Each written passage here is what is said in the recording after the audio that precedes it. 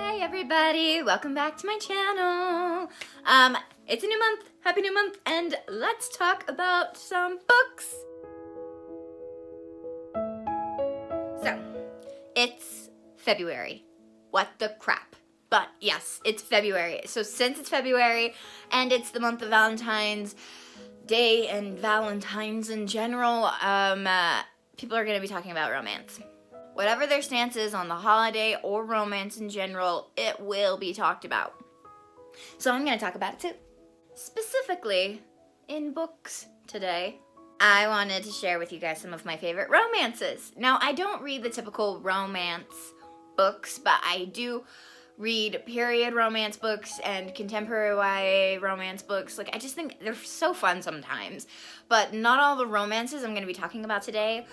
The books aren't, a couple of them, the books aren't centered on the romance, but they're still like my favorite ships, and I love the romance in the books, so I'm just gonna be talking about them too.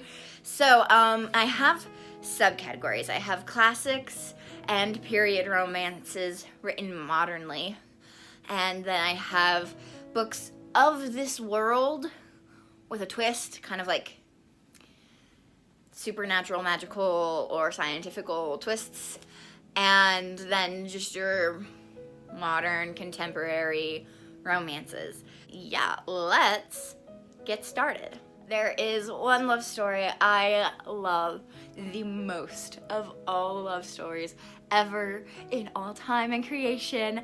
I think it's just simply the best. It's just the best. Pride and Prejudice by Jane Austen. I mean, you can't, well, you could if you didn't like this book, but I can't talk about romances and not talk about Pride and Prejudice by Jane Austen, because for me, it is the ultimate romance book. I mean, I have been in love with Pride and Prejudice ever since I was in 3rd grade.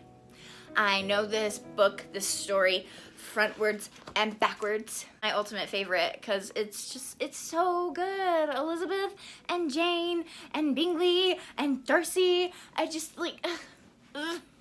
Darcy is my dude. I love Fitzwilliam Darcy so much. So much. He's great. Emma. This book is literally about romance. Like, she is, or she tries to be, a matchmaker. She's literally all about putting people together and bringing in happiness and love and just like, and it's just so funny. The story is hilarious to me because she gets so many things wrong so many times. There are some YouTube adaptations of Pride and Prejudice and Emma, and I absolutely adore them. They're called the Lizzie Bennet Diaries and Emma Approved. And they're great, so you should go check them out if you don't want to read these books, but these books are great. They're classics. They're literally classics. Next, I wanted to tell you guys about some period romances that are Jane Austen-esque, but aren't old classics. They're modern, written by a modern author. Seeking Persephone by Sarah M. Eden. This is the author that I am totally obsessed with. There are a lot of authors that write these kinds of books that I absolutely adore, but she's my favorite. I love these books. Seeking Persephone is about a girl in Regency era who needs to marry a duke to save her family, and it's loosely based off of Hades and Persephone. And I just think it's great because, one, I love Greek mythology, and two, I love Jane Austen books, so this is like right up my alley. No, these books are amazing, and these ones you get the perspective of both Persephone and Adam, and they're fantastic, and I love them so much. So I would definitely recommend giving these books a read, and they're super easy reads, actually. I mean, because they just move along at a nice pace, and if you want something that's going to make you feel all happy inside and not take forever to read, I would definitely recommend this book. Another Sarah M. Eden book that I would definitely recommend is Friends and Foes by Sarah M. Eden. This is about Philip Jonquil. This is the oldest of the Jonquil brothers. Technically, the Jonquil series begins with A Kiss of a Stranger by Sarah M. Eden, but this is about... his nickname is Flip. His niece calls him Flip. So this is about Flip's friend, Crispy, but his name's Crispin. So this is the first book that you need to read because he's the oldest. He's older than Flip, but this one is my favorite out of all of them because this one's adventurous. There's more to Flip than meets the eye. Adam can't stand Flip. So he gets talked about in these other books, but this one you really get to understand Philip. And again, it's kind of action-packed a little bit for Regency time because there's more to Flip than meets the eye. It's hilarious because he's hilarious. It is a nice, easy romance read that makes me feel all happy inside at the end of it, and also doesn't take forever, and I really get the feel of a Jane Austen novel while reading these books, but just less time consuming. And they're great. Next, we're going to be talking about a book that takes place in Regency time, but it has a magical element to it. This book holds one of my favorite romance stories, but it's not centered on the romance. This book takes place a little later than the Jane Austen and the Regency era's books. It's the third book in a series, Clockwork Princess by Cassandra Clare. I love the people in these books and their connections with each other's romantic, platonic, any way of connections that they have. I absolutely adore. The main romance of these books is the romance that I absolutely adore. And that's why I had to mention it in this book, because it changes over the course of the 3 books. And in this one, it all wraps up nicely, I guess. This book has definitely one of my favorite romances in it, and it is the main romance story in this series of books.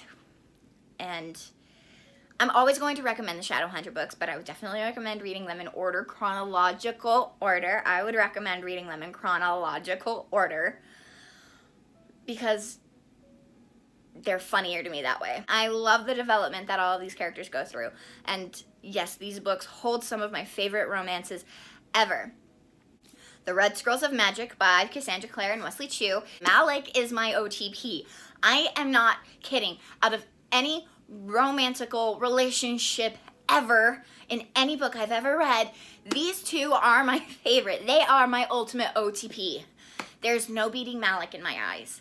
And this book, while all these other books are fantastic and totally have Malik in them in every single one of them, this book is the first book of Malik, basically, because it is from their perspectives. It is about a trip that they take together, and that is what the plot point is. It is not 100% on their relationship, but their relationship is a driving force, and Magnus is my favorite character ever. So any book that has him in it is automatically going to be a favorite. This book, if you've read any of those other books, is just like the ultimate payoff for any Malik fan ever. And if you haven't read it yet, and you have read those other books, and you are a Malik fan, I would definitely recommend it. And it's also a really good reread for the romance holidays, just because it's just so fun. I mean, it's Malik. What else can I say? It's one of my favorites, and it's always going to be one of my favorites, and I can't wait for the sequel to come out this year. And I definitely recommend this to all Malik Shadowhunter fans. It's a great romantic read. They Both Die at the End by Adam Silvera. In this world, you get notified the day you're going to die. And there's all these options of things that you can do on your last day, and you can meet new people on your last day and share your last day together. I think it's fantastic. Because, yes, they both die at the end. I mean, that's not a surprise. It says it right there. They both die at the end. You go in knowing that these 2 kids are going to die by the end of this book. But the thing is that doesn't stop them from developing a great love story. And that's why I love this book. That's why I love these 2. Because it's their last day. They know it's their last day. But that doesn't stop them from creating this great relationship. And they know that it's doomed, but also they have hope that it's not the end for them in their story. And I'm a firm believer that it's not. So I love this book because of that and the way that they look at it. I really like it. It's not all romance all the time. It's actually very not so. Like, that's not even the main plot point of this at all. It's them coming to terms with it, and them and their family members and their friends dealing with this knowledge, and how beautiful and how miserable it is. And that's the kind of love that I actually really appreciate the most in this book, It's not all romance, but it's got one of my favorite romance stories because of what they know and how it ends, and I think it's great. Most people hate romance stories because they're not realistic. But I actually think that most of these books that I've told you are realistic. But one, I think, is probably the most realistic, and I really want to talk about it. What If It's Us by Becky Albertalli and Adam Silvera. This book is fan-freaking-tastic. If you love Broadway musicals as much as I do, especially one in particular about a very sad boy, you're really gonna love the sections of this book. And also, the kids in this book are obsessed with musicals too, one more than the other. But anyway, this book I found was the most realistic. It's very reality, very thought-based romance along with the feelings, and I thought that these two authors blended really well together. And if you haven't picked it up yet and you want a realistic romance book, I would definitely recommend it. Simon versus the Homo Sapiens Agenda by Becky Albertalli. This was the first book I ever read in 2018, and it was almost my favorite book of 2018, and that is because this book is fantastic. I've never read a romance written like this before. This was the first time I ever read a romance like this. I enjoyed it so much, and not just because of the obsession with Oreos, which I also share and am forever regretting reading this book just slightly because it refreshed my love of Oreos, but also I think that the way that the stories in this book, with the relationships with everybody, but the most important relationship in this book being the main plot point, the romance story, I think it was greatly written. I think it was fantastic, and I definitely think that this book is worth a pickup and a read. I read it really fast because I found it impossible to put down, because I just found it so... It hit my soul in a certain kind of way, and I haven't been able to shake it. That's all I can say. All of these books have hit my soul in a certain kind of way, and I haven't been able to shake them, but this one, I appreciate it very much for doing that.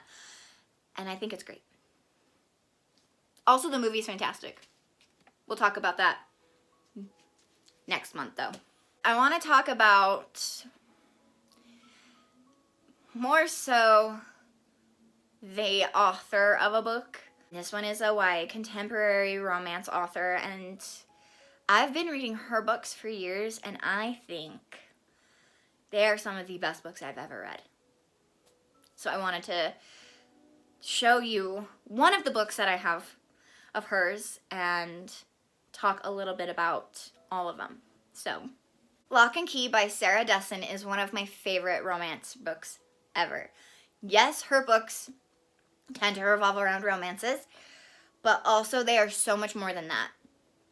I've been reading her books since I was a freshman in high school, and this is just one of my favorites. Sarah Dessen writes some of the most compelling romances ever, and they're so real, and they're so basic, yet so not basic, and they really talk about the truths of these characters, and they really go through things in these books. And so there's your basic YA contemporary romance, but they're so not basic. It's just, you go in knowing what's going to happen and expecting things, and then they open your eyes to just show you what these books could actually be and how much they can influence a person. And her books have changed me forever. I mean, I read them when I was a young and impressionable girl, and I had crazy ideas of romance because my favorite romance story was Pride and Prejudice. I mean, come on. That might have been a thing back then, but it's definitely not a thing now. And these books really helped me change my perspective on romance, but not in a negative way, in kind of a, okay, you just gotta work with what you have kind of a way. And I really think that all of her books, and this one is one of my absolute favorites, I think they're all worth reading, and they're all worth giving them the time of day, because they're not the typical romances. They're so much more than that, but you're only ever going to find that out if you crack one open and read it. And I would definitely recommend reading a Sarah Dessen book. They're so good. I've read 90% of her books, and I have loved and enjoyed and cherished every single one of them that I've read.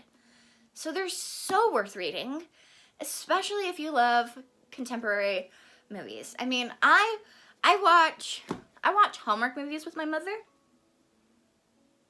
and she kind of hates it because I roll my eyes all the time because I love the romantical stories, but those ones are just so cheesy, and these ones are not cheesy at all. You think that they would be, but they're not. They're not cheesy.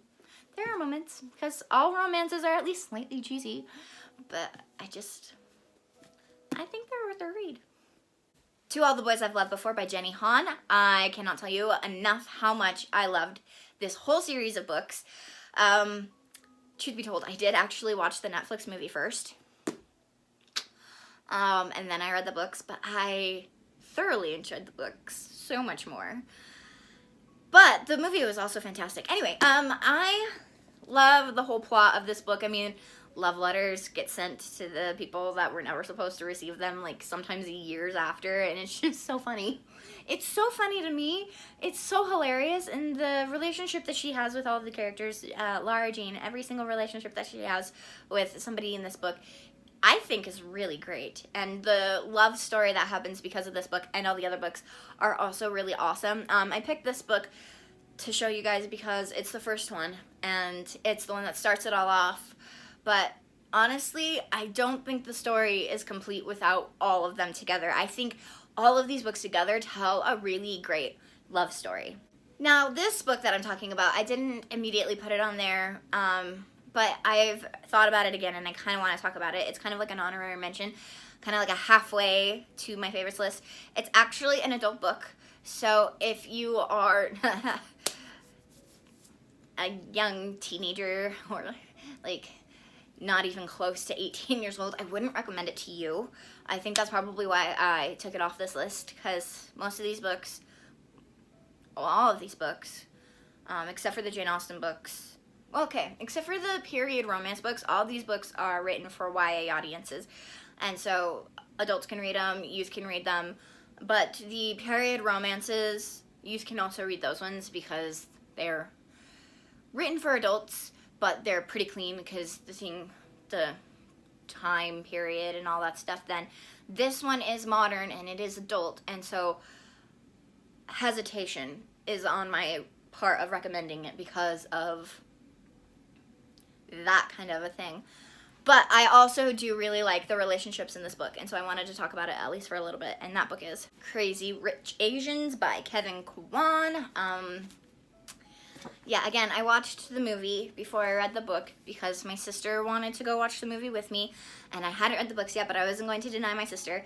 And I honestly didn't know if I wanted to read the books because it had been, like, I had just found out, like, right before that it was based off of books.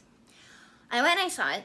I saw one of my favorite actors at the very, I'm not even kidding, the very end, and he was literally only on there for 1 second, if even 1 second, and then his name was in huge letters, so of course I had to be like, okay, I need to find out who he is and what his character is all about. So I read these books, and it's literally about different relationships, and I think that's great. It's not all about just one relationship, and it does revolve around that, but it also revolves around family and traditions and just other kinds of relationships, and I think they're great. But also, again, I can't recommend this to everybody because it's intense.